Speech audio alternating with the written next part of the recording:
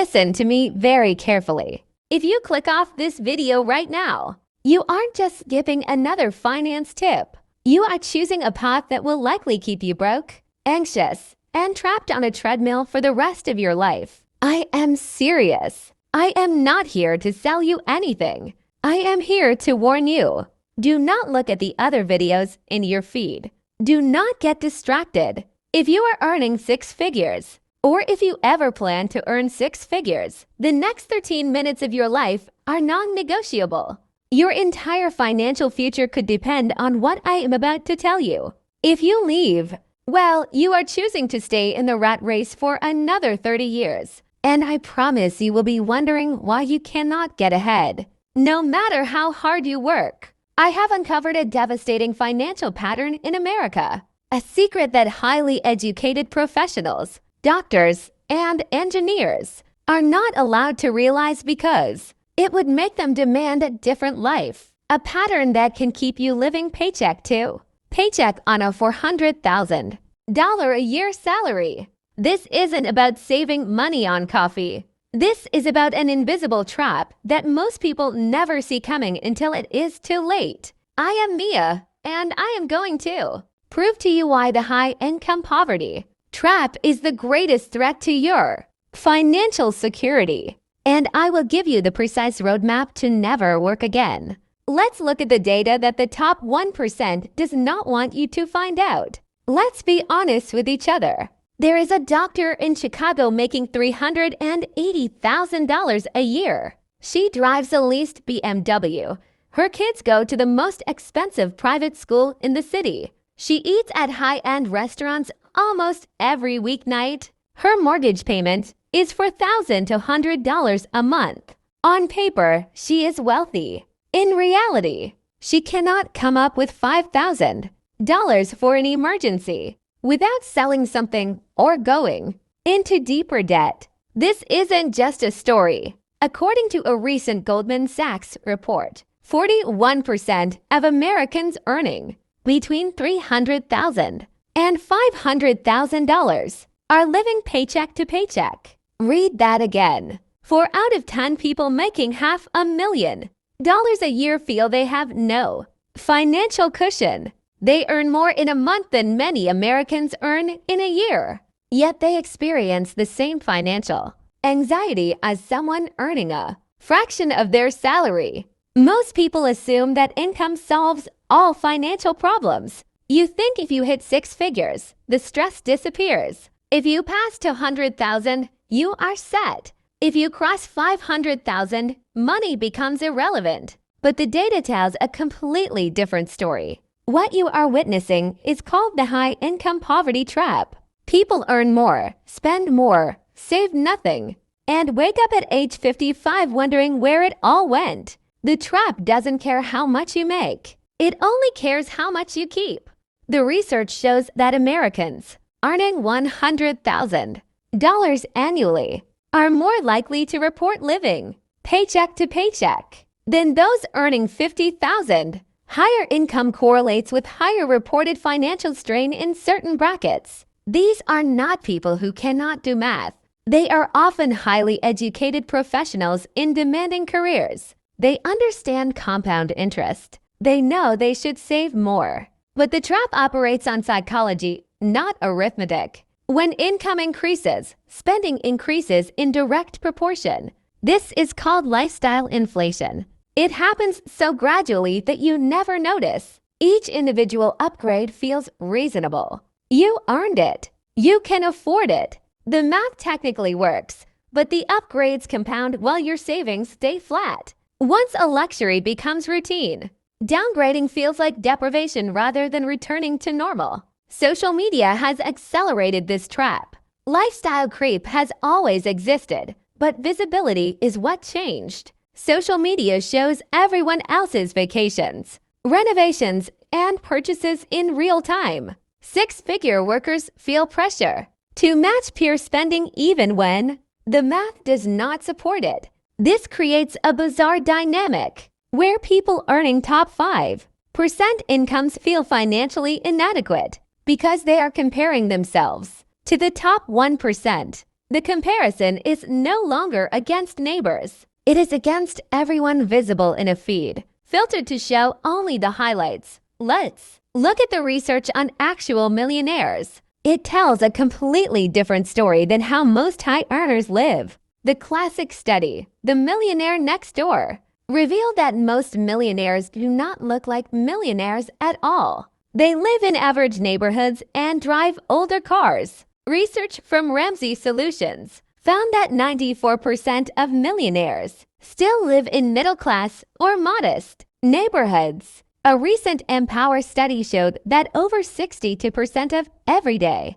millionaires still budget, shop for deals, and avoid extravagant lifestyles. The typical millionaire has rarely spent more than $400 on an article of clothing. About 60% live in homes worth less than $500,000. Warren Buffett still lives in the same house he bought in 1950, minus one for $31,500. This creates a fascinating paradox. The people who actually accumulate wealth behave nothing like the people who appear wealthy. The doctor driving the leased BMW looks richer than the plumber who drives a 10-year-old truck but has $2 million in investments. Spending habits determine your category, not your income level. There is a useful category system.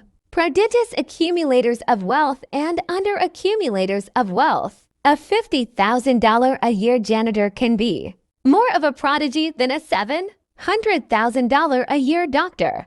Total U.S. credit card debt reached $1.2 trillion recently. That is the highest balance since tracking began. The top 20% of earners hold 35% of total U.S. credit card debt, despite representing a smaller share of the population.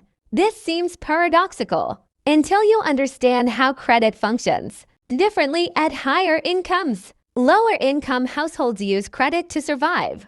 They are financing necessities because cash runs out. Higher-income households use credit to maintain. They are financing a lifestyle that technically fits their income but leaves no margin for error. Both end up in the same place, owing money to someone else with interest accruing. The fixed cost trap is particularly dangerous for high-income households. When you are earning $300,000, you qualify for mortgages that stretch your budget thin, but involve much larger numbers. A family earning $80,000 might spend $2,000 on housing. A family earning $300,000 might spend $8,000. Both feel equally constrained. The high-income family has more expensive problems, but the same fundamental lack of flexibility. Private school tuition, multiple car payments, and country club memberships are not just expenses. They are lifestyle commitments that function like fixed costs once established. Pulling a child out of private school feels impossible. Selling the vacation home feels like failure. Downgrading the car feels like a public admission that things are not going well. The trap tightens precisely because the lifestyle is so difficult to reverse. Residents of high-cost areas like San Francisco feel they need $4.4 million to be considered wealthy. Living in high-cost areas inflates both expenses and expectations simultaneously. A $300,000 income in Kansas City provides a dramatically different lifestyle than the same income in Manhattan. Someone earning $350,000 in New York might genuinely feel financially constrained because their housing cost, taxes, and baseline expenses consume a larger portion of their income. They are earning coastal salaries and paying coastal prices, which often cancel out the income advantage. This is why you must think about your strategy, not just your salary. Look at the regional dimension. Living in San Francisco or Manhattan means you need much more money to feel comfortable, let alone wealthy. A $300,000 salary provides a completely different lifestyle in a smaller city than it does in a high cost of living area. You are earning coastal salaries and paying coastal prices, which often cancels out your income advantage. But actual wealth tells a different story. Research consistently shows that 79% of millionaires are self-made, receiving no inheritance. Only 31% averaged 100,000 or more annually over their careers. Many built wealth on modest incomes through consistent behavior over long periods. 73% of millionaires never carried a credit card balance. They understood that compound interest works for you or against you. The average millionaire worked, saved, and invested for 28 years before crossing the $1 million threshold. Most didn't reach it until around age 49. The path was gradual and boring, not dramatic and sudden. This timeline matters because it shows what the high income poverty trap actually costs you. Someone earning $300,000 who saves nothing for -1 years has foregone the most valuable compounding years. I want you to visualize your life over the next 2 decades. This is not a dream. It is a roadmap. The 20-year zero work roadmap.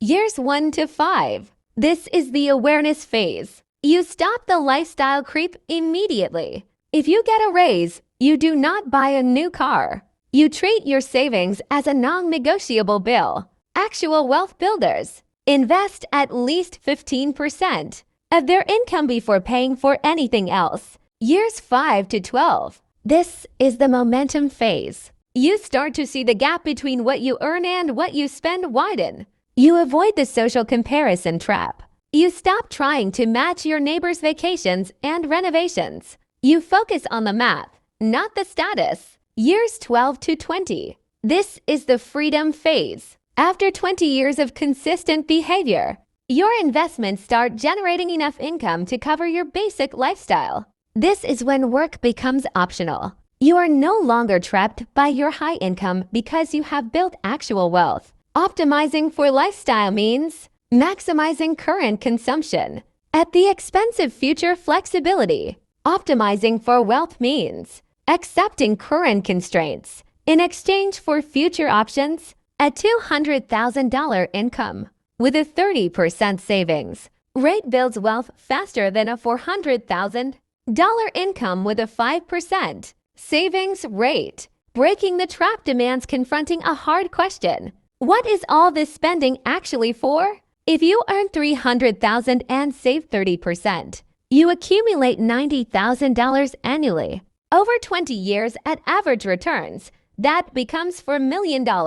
If you save only 5%, you accumulate only $650,000. The difference is $3.3 million. That is the cost of the high-income poverty trap over 2 decades. The escape route exists, but it requires uncomfortable choices. You have stayed for the full 40 minutes. You now have the data and the roadmap. The trap is real, but breaking it is possible. It starts with one choice today.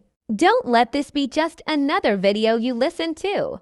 Don't go back to your old way of thinking. Your entire financial freedom depends on it. I am Mia. Now, go get what is yours.